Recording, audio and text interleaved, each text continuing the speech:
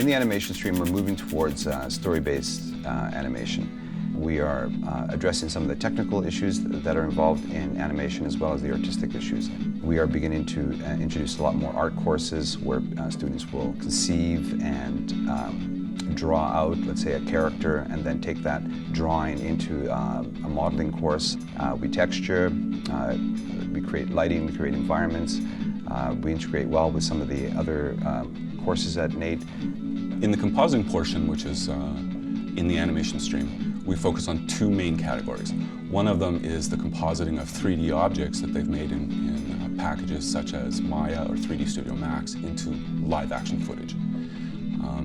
Those could be bridges added into scenes or new buildings, or quite a few science fiction effects, spaceships flying by, through downtown San Francisco, which are obviously not real.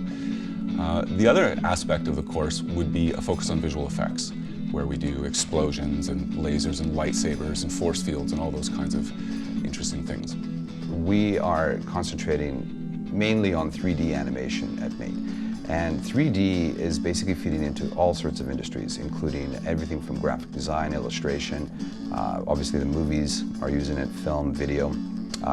Some of the game components at our school also will use some of our 3D animation for cutscenes and even some of the rigging aspects of it for characters.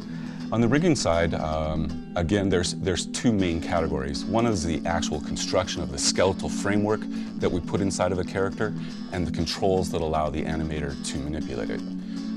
Once we learn those techniques, we move on to standard motions like the standard walk cycle, running, jumping, lifting, pushing, pulling, all of the things that create kind of a natural movement for the character. Basically, there's a nice exchange between the video, the game stream, and the animation stream.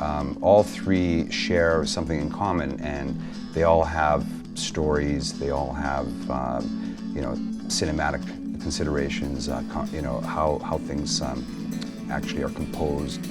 I think the students are finding more interesting ways of blending these courses together as they discover their career paths than we originally had imagined. My courses are often either from video students or from game students who come in and they decide they want to create some characters to add life to their games. A lot of the art students like to come in and see what other artists that they may be working with in the future, their work processes are like, and it really helps bring everybody together. I have pretty much all of the students from all of our streams stopping by to satisfy their curiosity or to pursue an interest. As far as the software goes, we use either Maya or 3D Studio Max to create 3D objects. We use Final Cut Pro or Adobe After Effects to perform our compositing operations. And we use another specialized piece of software called Match Mover that helps us integrate 3D objects with moving camera footage. Yeah, the misconception exists. It is really a right brain and left brain kind of field. You should be very creative. And so we're emphasizing that at NAIT.